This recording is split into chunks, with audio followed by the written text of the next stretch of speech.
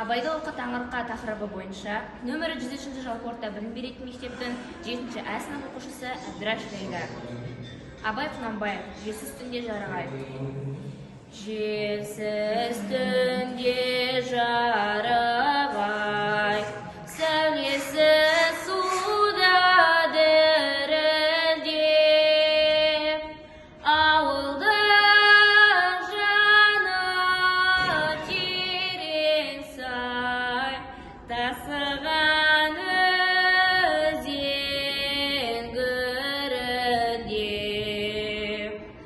Ауылдың жаны терең сай, тасыған өзен гүрілдеп.